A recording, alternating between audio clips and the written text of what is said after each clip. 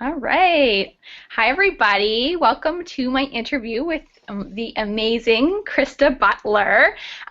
She's a local friend of mine, and I'm just was so amazed by her because she wrote a blog post this year and she went totally viral with it, which is amazing. And so I had to grab her for you guys today because I wanted to get an insider sort of peek at how she did this because I know I've tried to do blog posts and I've never got anything close to what she got. She got 100, I think it was 115,000 shares on her blog post, got picked up by a few other blog places, and it just went totally viral. And I'm just super proud because she's she's a local girl from Halifax, and I just wanted to share that with you guys. So before we start, let's just wait a few minutes for everyone to jump in. We'll probably start at 3 minutes after the hour. And until then, I'll introduce Krista. I've never done one of these screen sharing things, so I'm just going to mute myself and introduce Krista to you guys. All right, 1 second here. Okay, well, hi, Krista. Hey Sarah, how are you? Oh no, I can't hear you. Oh, I was totally talking on my side, but I had muted the muted the microphone so we don't do the face swap. But yeah, so everybody, this is Krista. If you want to give yourself a little bit of your bio, just to start, that would be awesome. Sure. Hi everyone. Thank you so much for being here today, and thank you so much to Sarah for having me on. My name is Krista Butler, and I have a company called Food Savvy, and it's all about real food nutrition specifically for entrepreneurs because, as I'm sure you may know, taking care of yourself is a really important part of having a successful business, and that's kind of my passion, is to help entrepreneurs just like really take care of their body so that they can kick ass in their business.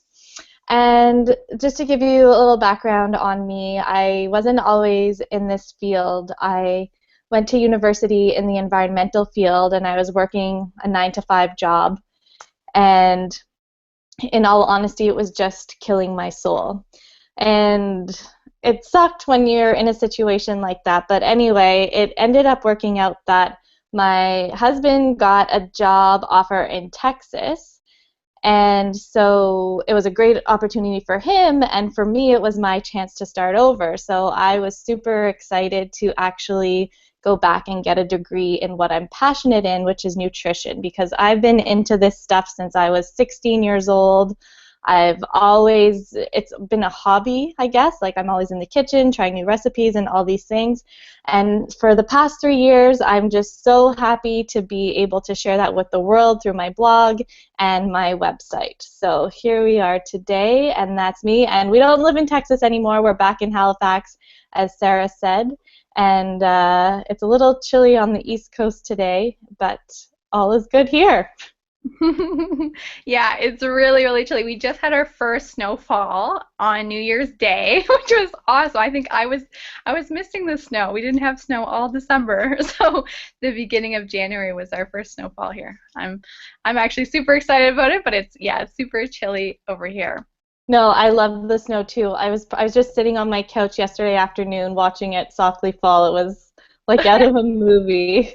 Oh my goodness, I love it. We got a puppy in the summer, and it was her first her first time with the snow. So I took some videos of her just like playing in it. She was like totally like just eating the snow, eating the snowball. So So cute. all right. So I'm just gonna give you guys a little like let's see this awesome blog post that Krista created.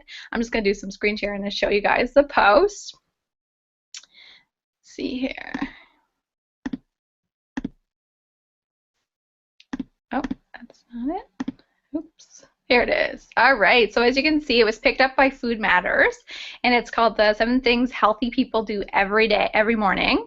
And it's got over 121,000 shares, 129 comments, 1,000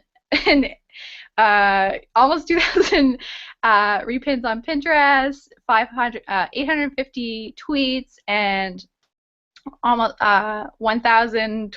I can't do numbers. Oh my Whatever God. this number is in Facebook likes. So it went totally viral. It's a lovely post, and I'm just gonna get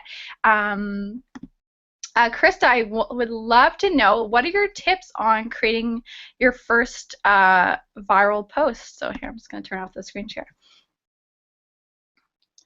Sure. Well, okay, I'm going to just say that my number one tip, I'll put that out there right away, is actually putting yourself out there.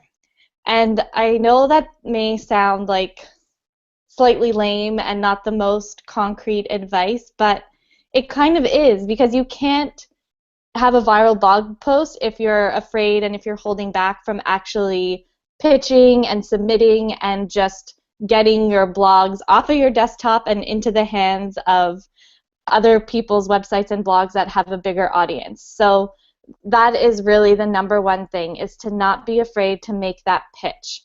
And there's a few places that are good places to start, because they have a really big audience and they make it easy to contact those people who put up the blog posts. And one of them is the Huffington Post.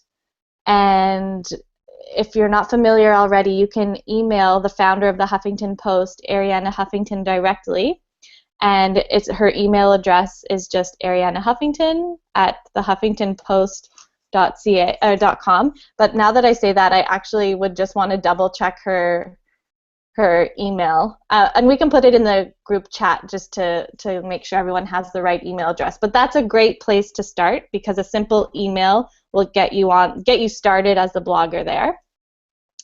And for people who have kind of a health and wellness related business, or even just like healthy mindful tips and things like that, another great place to submit is Mind Body Green. And I'll also put a link in the chat box about that website, because they have an amazing outline on what they look for in guest blog posts. And even if you don't submit to them, it's a great outline of how to structure and write well-written posts.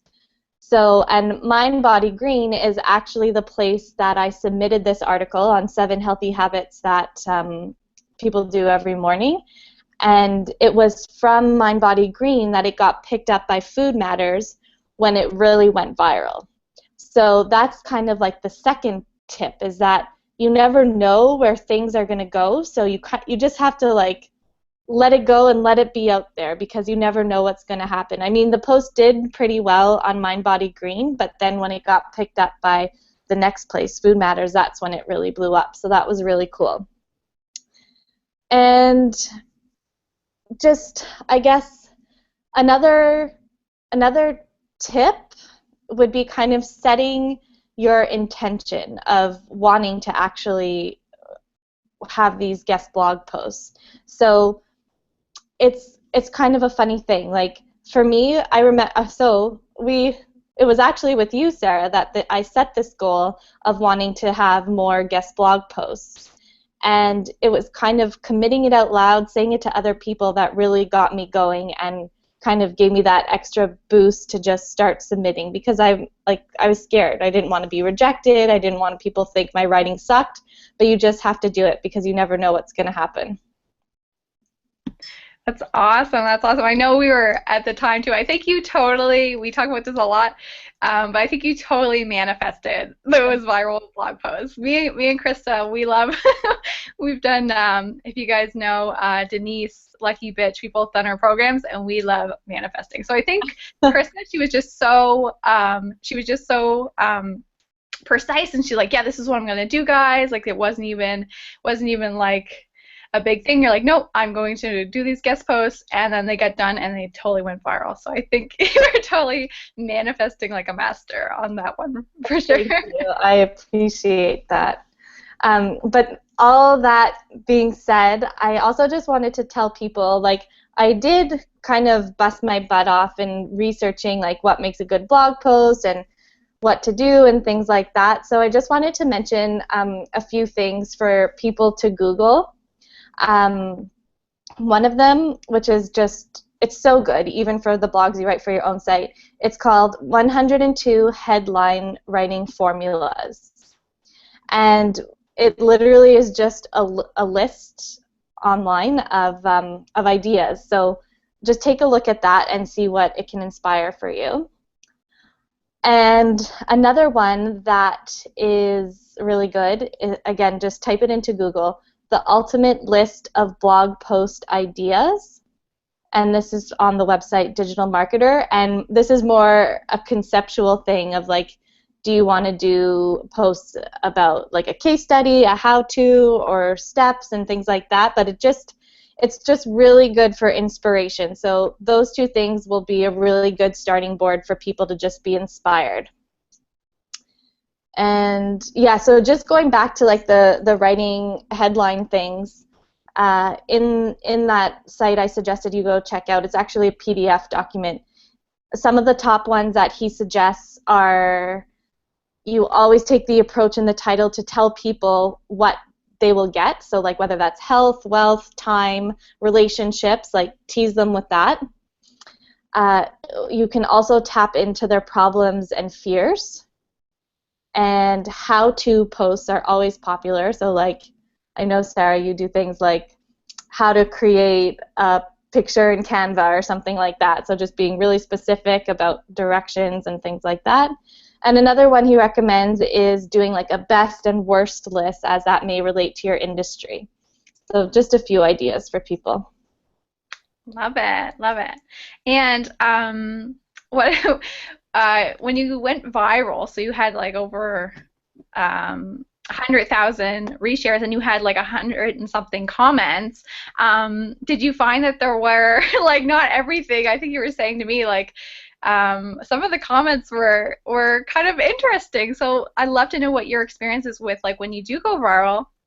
You know, what's your experience with, you know, seeing all these comments? Because if you go viral, you're gonna have all these different people reading it and leaving comments. So what was your experience with that? I think it was a really good experience to kind of just tell myself that not everyone is going to love what you're doing and what you're saying, and that's okay, and just be okay with it.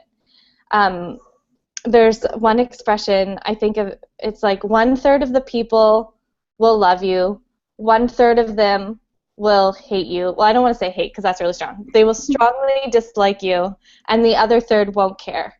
So with that, it's just like you gotta kind of let it brush off your shoulder. But that's totally easier said than done, because there's this one comment. I'm just gonna pull it up so I can read it word for word.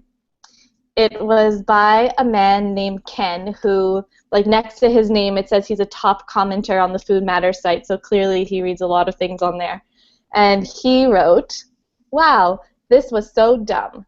Could you have put together a more generic, run-of-the-mill list?" Well, thanks, Ken. But like, you just have to, like, that was the one that really stood out for me, and out of the hundreds of comments that were on there, I just need to remember the positive and focus on those ones. And the other batch of comments that like were more on the negative side was they were like mad at me for not mentioning that something that healthy people do is include religion in their daily life. And like, I just have to laugh at that, because that's not what I'm about at all. But these people felt so strongly that they had to comment on that, that you just have to kind of like do a silent blessing to them and say, yes, thank you for your opinion, but I'm not going to let it bring me down. Oh, I love that. I love that. And when you were reading that comment, I just like died laughing.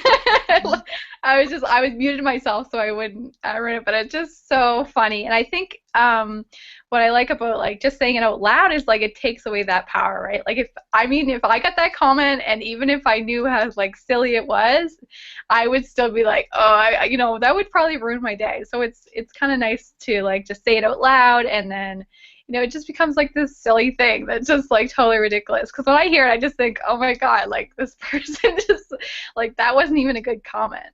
I know.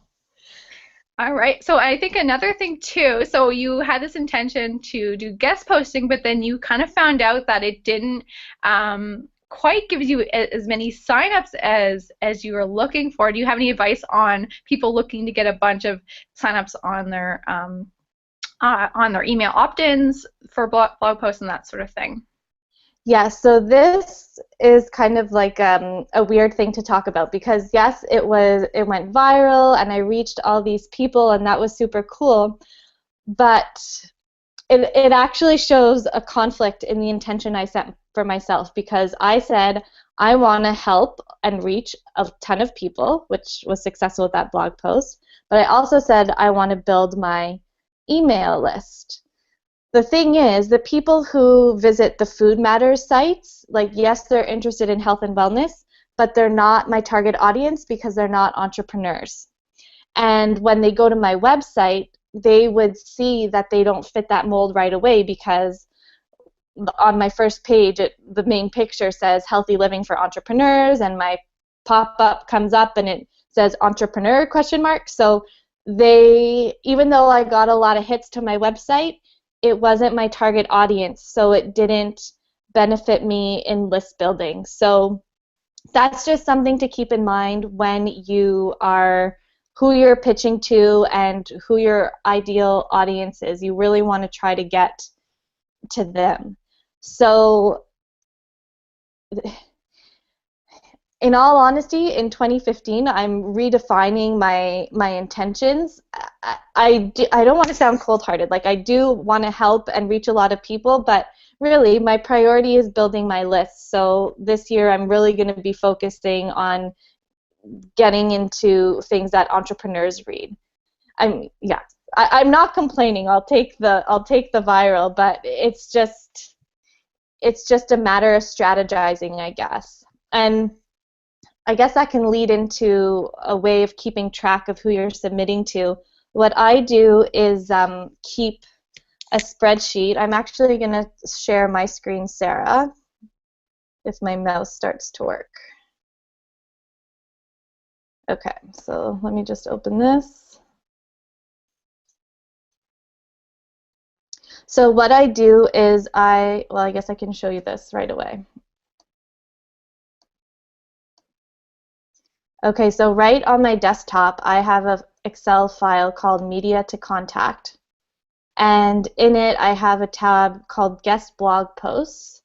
And what I do here is in column A, I list the website that I want to contact. I say the method of contact that I used because sometimes it's email, sometimes you have to submit through like a form on the website. And I just keep track of the date that I contacted them because it's also really important to, if they don't respond the first time, to do a follow-up. And a lot of people think that that might be being pushy, or yeah, that you're being pushy, but really we're all bombarded by email, and sometimes things get shoved to the back burner and people procrastinate. So this follow-up is just key to bring you to their attention again. So then I also track the blog title and when it was officially published and things like that. So yeah, it's just a matter of organization because once you start submitting posts to a bunch of different places, you're going to want to have that all in one spot and be organized about it.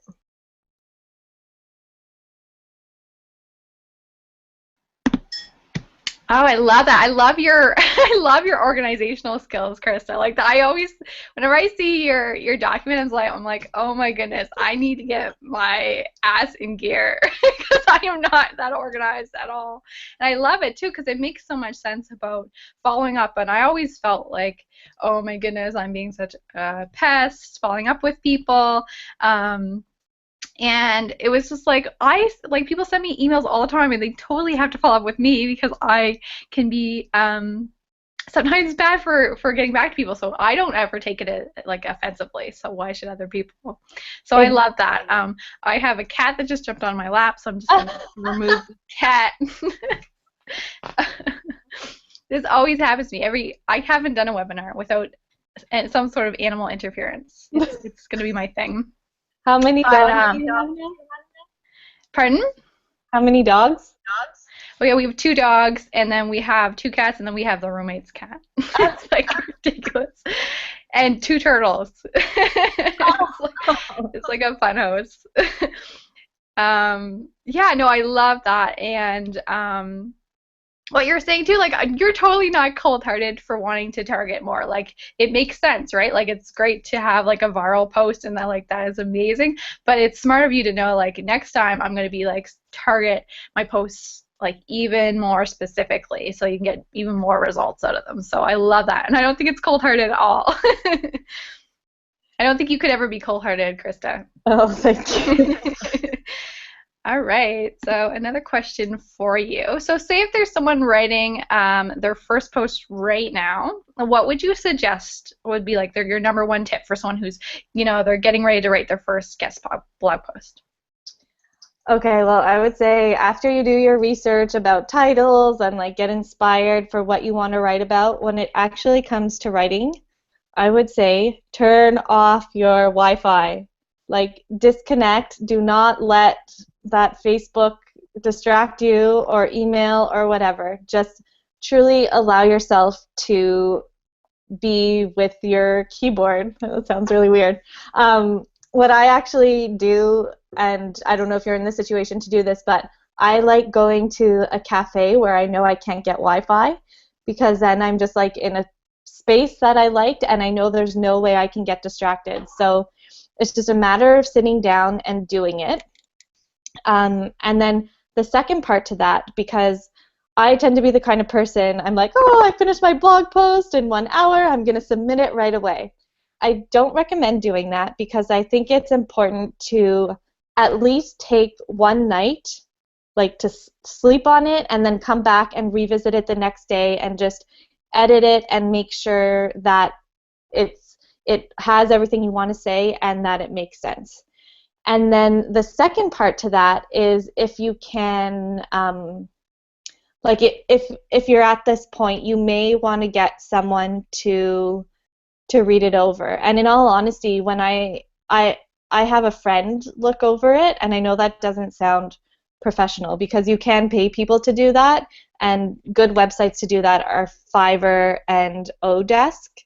But in reality, right now, one of my good friends who is into writing, she actually reads over my guest blog posts because she is far enough removed from my business and the world of health that she can read an article and tell me, like, this doesn't make any sense. I don't understand what you're trying to say. What's going on here? So it's just good to get, like, that outside perspective. And if you don't have that, just take the night to yourself and then go back to it the next day, and I'm sure that will be fine. If you're like me, though, like you need like 10 people to check it over because I have so many spelling mistakes. It's ridiculous. But no, that's really good. I actually get my sister's boyfriend to correct. I pay him every time he does one of my blog posts. And actually, it's funny because my mom, I think I was self-checking my blog posts up until like maybe this summer, and my mom begged me. She's like, "Please, Sarah, please get someone to check these. The spelling is terrible." And I'm like, I don't care about spelling. My dream clients don't care about spelling." But I'm like, all right, all right. Oh my God. My mother actually got mad at me the other week because she saw I have the word shitty in my copy on my website. And I was just like, Mom, but that's like the way I talk. That's the way like I want to present myself. And she's like, well, it's not classy. I'm like, yes, it is. It's sophisticated and chic and fun. So, mother. I love that. I know. Mom comments. There should just be like a hashtag like mom comments Oh, for that's like a good one. entrepreneurs. I love it. Yeah. Awesome. So I noticed that we had a quick comment in the comments. So Jennifer was asking if we could share the sites on headline and log topics here. Yeah. Do you want me to send that to you, Sarah, and you can post it? Yeah, yeah. Because for some reason I can't see the group chat. Okay, maybe it's just on my side. So I can just read you if there's questions. I can just read them to you. Okay. Let me send you the link for those things.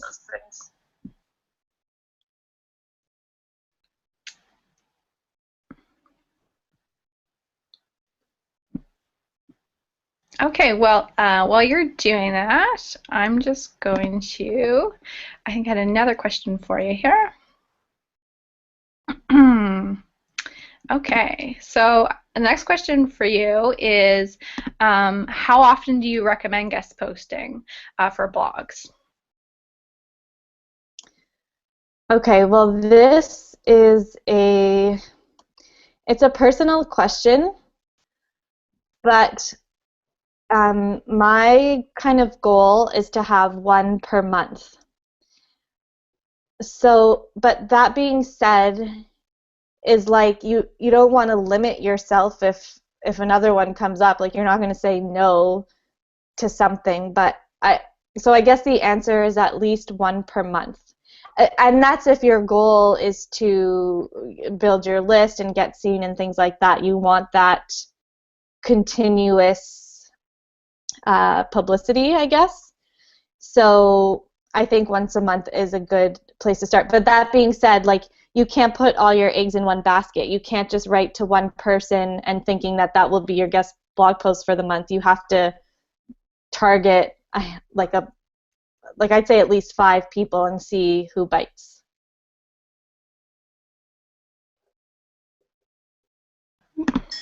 Awesome. Yeah, I think like once a month is like a really good that's a really good time frame because it's not like completely overwhelming. But do you when you do it once a month, do you send it to multiple blogs, or you just choose like one blog to do? So this is kind of the tricky thing because you can't like most websites they want their own unique topic, so you can't pitch the same blog topic twice. So and that's where my Excel spreadsheet comes in again because I keep a list of everything I've pitched and to who. So and in all honesty, like I don't write the blog post until I've been told yes. But I have all these ideas so that let's say it is rejected and not picked up by someone, I can just recycle it to like someone who I pitch to next month or use it as a topic on my own blog. But it's just a matter of keeping track of what you're pitching to who.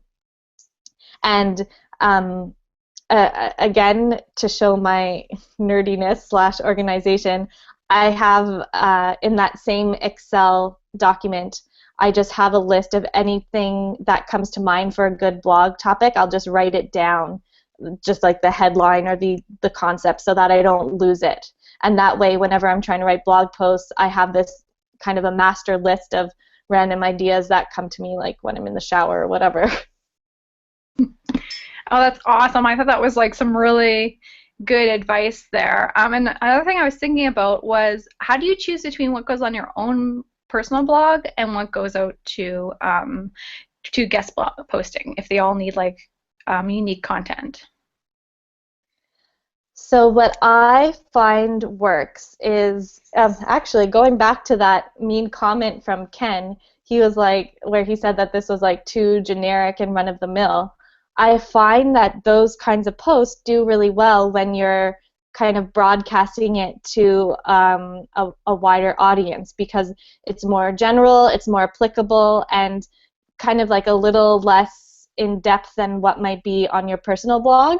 So on my personal blog, I go into things that people who are 100% um, committed to wanting to know about real food nutrition may want to hear. So that's kind of how I judge it. I guess so. In short, I guess to the public it's more general, and to my website it's more specific. And that's just what worked for me. I mean, there's no secret formula. You kind of have to play with it yourself, but that's just what's personally worked. Oh, I love that. That's something I always have like when I think about blog post or guest posting. I'm like, well, I want to use this for my own blog. I love you love the idea so much. You're like, well, I want to use it for my blog. So So that's what good to know. That's like that's super helpful. I have the same thing, and what I've done to kind of like tie it all in is I'll start it, let's say with a guest blog post, I'll start a new blog post on my page and I'll choose a picture and I'll put the title and things like that. But then when people click on it, it will say, this is actually a guest blog post on Mind Body Green. Click here to read the full article. So just to make sure that if someone's coming to my site, they don't miss these guest blog posts that like that I'm proud of and I want to share. So I still create that within my own website. And I put a logo of the place where the guest post is. Smart, smart. Love it. Love it.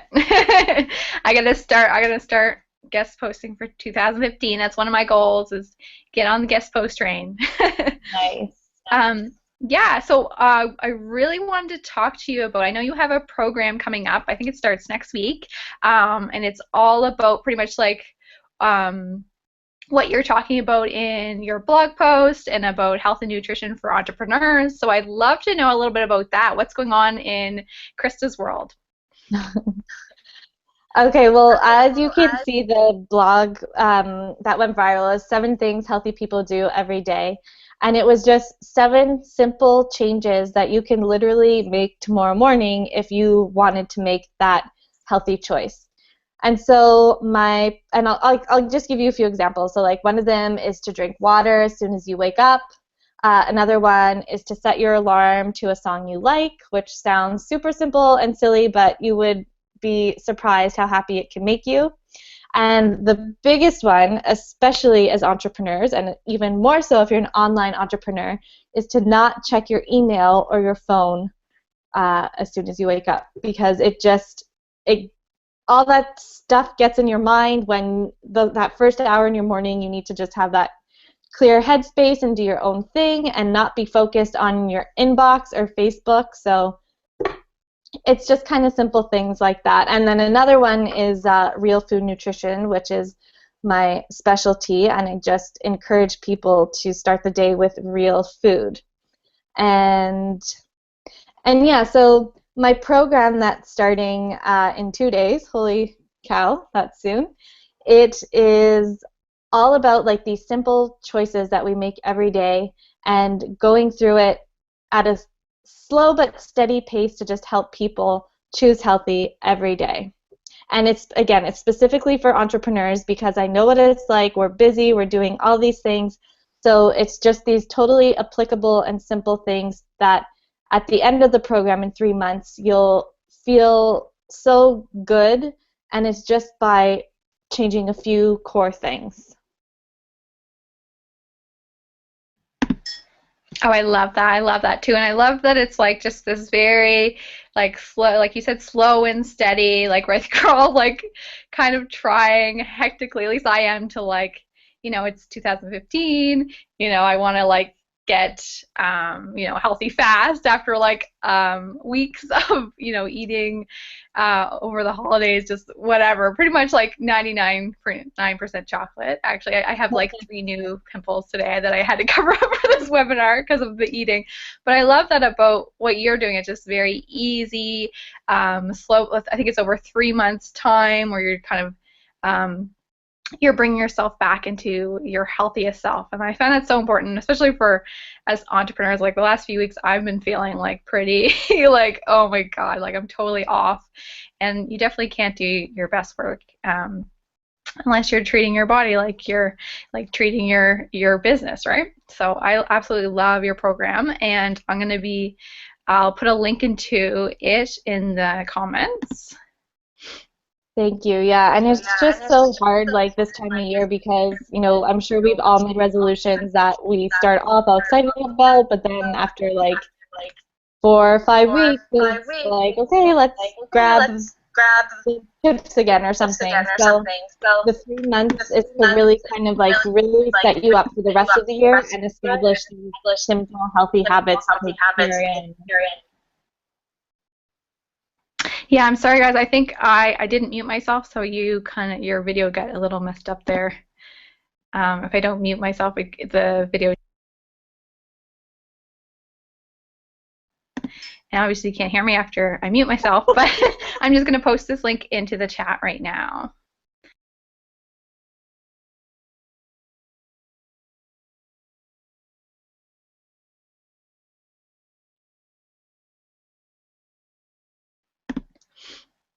All right, so I see a few questions in here. So Jennifer says, is it okay to pitch blogs already on your site?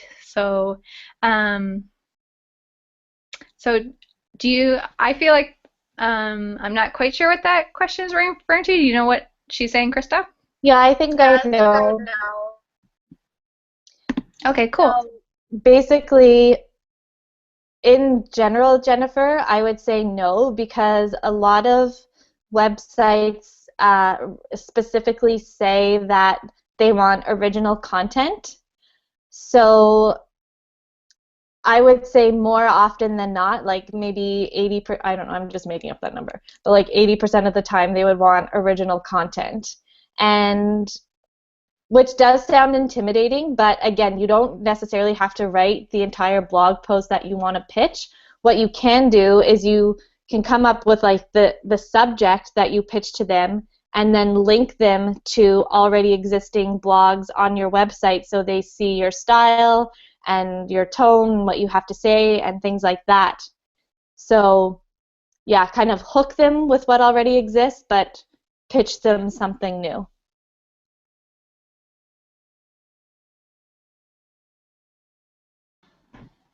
Oh, I love that. Awesome. So we have some other questions from Sandra, and I'm pretty sure that's Sandra, our wonderful yoga teacher that me and Krista go to. We absolutely love her. Her classes are absolutely amazing.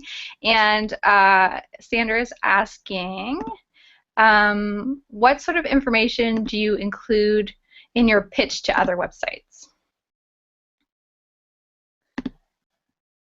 Hi, Sandra. Well, I would say keep it short and simple. And kind of like I just said, I would do an introductory line of who you are and what you do, and then your pitch, like just in one sentence. Like I think that um, if I contributed a blog on this subject matter, it would really benefit your audience or contribute to your community or something like that. And then you pitch the subject, and then a simple sentence saying, here's an example of other pieces I have written, and link that to some of your favorite blog posts, and then like a simple sign off and thank you. Because again, all of our attention spans are so short, and it's just better to keep it short and to the point. And if you can, like somehow add a punch of personality so that you maybe stand out a bit. Oh, I love that. Awesome. And then Sandra was also asking how do you stop yourselves from checking emails first thing in the morning? Well, I don't turn on my computer for at least an hour until after I get up. So my little routine is to I always tidy my kitchen, which I realize may not be as important to some people, but that's kind of my thing. I tidy my kitchen, and if I have not extra time, but like if that hasn't taken up the hour already, I'll actually sit down and read a business-related book because I find that's like a good time to just take in new information and just force myself to not be on my computer because I know I'm going to be on it for the rest of the day. And just kind of creating your own little morning rituals and habits so that your instinct isn't to go to the computer or your phone. I love that. And I do that too, Krista. I always clean up before I start my day. And I always thought, like, I find that's really hard too because I feel guilty. I wake up and I feel guilty or like almost stressed. I'm like, oh, I gotta check my email. What if like I have a client who needs something? And I find that's the hardest thing. To do, and I have like a lot of guilt about it. I'm just like, oh, if I spend like that hour, and I pretty much do an hour as well. I feel super guilty about it most of the time. I'm like, oh my goodness, like I could have been like getting all the stuff down, and then I feel like, well, isn't like the morning the most creative part of the day? Like I'm wasting it not doing creative things. So for me, like that's so tough. It's like this total mental block of trying to take that time away because I know it's so important. I had a pretty good meditation practice going on for like 3 months, and then I kind of stopped around the holidays. But yeah, it's definitely tough. It's funny how something so small is so important just to your general health. And That's yeah, definitely been interesting there. that you were doing it for 3 months but then stopped. Was it the guilt that crept back in? I got really busy, and then I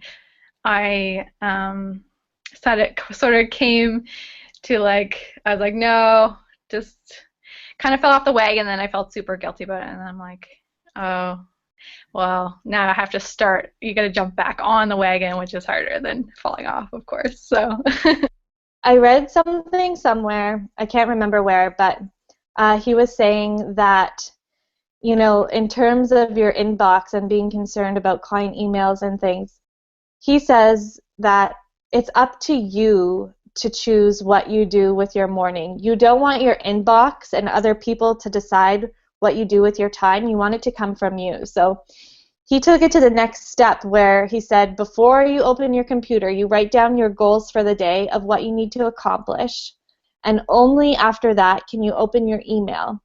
And if there is someone who relates to one of the goals on your list of what you're trying to do, then yes, you can look at their emails, but everything else in that inbox, do not look at yet. Like, this is just a matter of seeing if anyone contributes to your goals or information you need to get, and just ignoring the rest. So I'll admit I haven't done that strategy, but that's kind of taking it to the next level if you really need some detox from the inbox.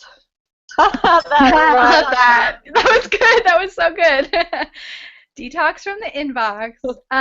Yeah, I love that strategy. I'm gonna start using that, Krista, because I really need it. And another thing I noticed too is like I was like getting addicted to like my to-do list. Like, oh, it's more valuable to get 100 things ticked off my to-do list, but are they really valuable? No, they're not pushing me like in the right direction. They're just like things that get done. So I found that I was getting kind of addicted to my to-do list. So like in 2015, one of my goals is to, you know, let the to-do list be. Have a like crazy short to-do list, like crazy, crazy short. So I love that tip, Krista. Thank you. All right. So if anyone has any questions for Krista, just give me a shout in the comments. Um, yeah, so I'm trying to think if there's any more questions I have for you, Krista, before we finish up. I'm really excited about your program. For everyone, you can check it out. It's a sticky post in the comments, so you can go check out Krista's program. And I'm just going to take a look at my notes here and see if there's any more questions I had for you. Sure, and Sarah, I'll just add something here if you don't mind. Yeah. Another thing I just wanted to tell people to do is to create a bio that you're happy with to have on these guest blog posts, because I know for sure it's going to happen that you're going to get published. So when that happens, you want to have a bio that you're proud of and that, again, has like a bit of personality to it. So I have another resource here for you to Google, and I'll send you the link, Sarah, but it's called 16 Questions to Help You Write a Douche-Free Bio. And it's just to get like you just answer the questions, and it gets you thinking about what you can say about yourself. Oh my God, a douche-free bio. That's amazing. I love that. Awesome. Yeah, if you just want to send me that link, I'll post it right into the comments for everybody. Yeah.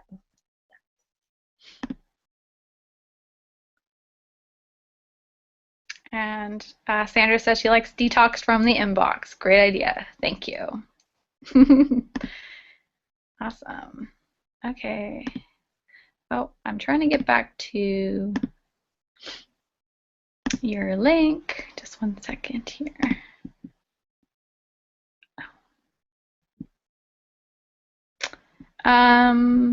I'm gonna have to. I think I lost that link, so sorry. I've never done this like two-way interview before. Oh, here it is. I got it. All right. Oh no, that's not it. What link do you need? the douchey interview link. Oh yeah. Here, I'll send it again.